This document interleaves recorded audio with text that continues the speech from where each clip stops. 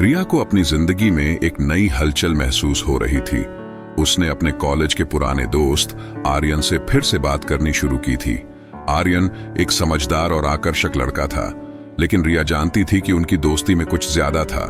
उसे यह सब काफी उलझन में डाल रहा था। आर्यन ने रिया को कॉल किया और कुछ समय के लिए अकेले मिलने का प्रस्ताव दिया। रिया थोड़ी घबराई, लेकिन साथ ही दिल की धड़कन भी तेज हो गई। क्या यह सिर्फ दोस्ती है या कुछ और? रिया ने आर्यन से मिलने का फैसला किया। दोनों एक कैफे में मिले। आर्यन ने अपने दिल की बात कह दी। रिया, मैं तुमसे बहुत प्यार करता हूं, उसने कहा। रिया चुप रही। उसे समझ में नहीं आ रहा था कि उसे क्या कहना चाहिए। आर्यन ने उसके हाथ को हल्के से पकड़ा। क्या तुम मुझे इस प्यार के लिए मौका दोगी? रिया ने अपने पुराने दोस्त शिवम से इस बारे में बात की। शिवम और रिया के बीच काफी करीबी रिश्ता था, लेकिन रिया को यह समझ में नहीं आ रहा था कि उसे किसे चुनना चाहिए। वह उलझन में थी। शिवम ने उसे बहुत प्यार से समझाया, अगर तुम मुझसे सच्चा प्यार करती हो तो मैं तुम्हारे हर फैसले का सम्मान करूंगा। रिया की आंखों में आंसू थे, लेकिन उसे यह महसूस हुआ कि शिवम की बातों में सच्चाई थी। उसने शिवम को गले से लगा लिया और उसके कंधे पर सिर रखकर धीरे से कहा, मैं नहीं जानती कि मुझे क्या करना चाहिए। आर्यन ने फिर से रिया से मिलने के लिए कहा। इस बार रिया ने उसे स्पष्ट रूप से बताया कि वह किसी से भी प्यार नहीं करती, लेकिन आर्यन ने अपना प्यार जताया और कहा कि वह इंतजार करेगा। मैं तुम्हारा इंतजार करूंगा रिया, बस तुम अपना दिल सही जगह पर रखो। आर्यन की आंखों में गहरी उम्मीद थी। रिया को कुछ समझ में नहीं आया, लेकिन उसके दिल में हल्की सी उम्मीद जागी थी। रिया और आर्यन के बीच बातचीत चलती रही, लेकिन रिया का दिल शिवम के पास था। एक दिन शिवम ने रिया को पार्क में बुलाया। दोनों एक बेंच पर बैठे थे और शिवम ने उसका हाथ धीरे से अपने हाथ में लिया। रिया ने धीरे से सिर झुका लिया और उसकी आंखों में एक हल्की सी मुस्कान आ गई। शिवम ने उसे हल्के से अपनी ओर खींचा और गाल पर एक हल्का सा चुम लिया। रिया का दिल अब और भी जटिल हो चुका था। वह आर्यन के साथ समय बिताने लगी थी, लेकिन शिवम की यादें भी उसे पीछा करती थी। एक रात शिवम ने उसे एक रोमांटिक रात्रि भोज पर बुलाया।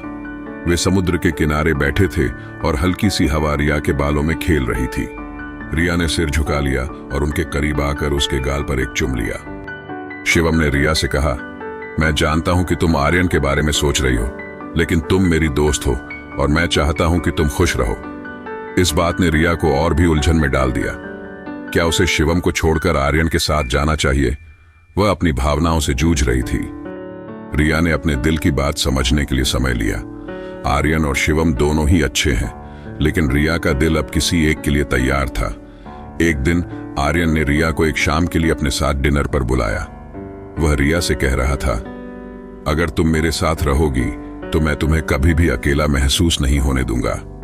आर्यन ने उसकी आंखों में देखा और फिर उसे अपनी ओर खींचते हुए उसके होंठों को छुआ। रिया ने अपने होठों को हल्के से बंद किया और यह पहली बार था जब वह आर्यन के साथ रोमांटिक रूप से जुड़ी थी। आर्यन ने फिर से रिया से अपने प्यार का इजहार किया। रिया ने कहा, मैं भी तुमसे प्यार करती हूं, लेकिन मैं शिवम को नहीं छोड़ सकती। आर्यन को यह बात समझ में आई, लेकिन वह थोड़े उदास थे। तुम बहुत अच्छे हो आर्यन, लेकिन मेरा दिल कहीं और है। रिया और शिवम के बीच बातचीत बढ़ी और शिवम ने रिया से कहा कि वह उसकी खुशियों के लिए हर फैसला मानने को तैयार है। एक दिन शिवम ने रिया को उसकी आंखों में देखा और कहा, अब हमें कभी भी इस प्यार को खोने नहीं देना है रिया। फिर उसने उसे अपनी ओर खींचा और गहरी किस दी। रिया ने भी उसे अपने पास खींच लिया और वह पल उनके रिश्ते का सबसे रोमांटिक मोड़ बन गया। रिया ने आर्यन से मिलकर उसे बताया कि वह उसके साथ आगे नहीं बढ़ सकती। आर्यन थोड़े दुखी था, लेकिन उन्होंने रिया को समझा। रिया का दिल अब शिवम के साथ था और वह खुश थी कि उसने सही फैसला लिया। रिया और शिवम का रिश्ता अब और भी मजबूत हो गया।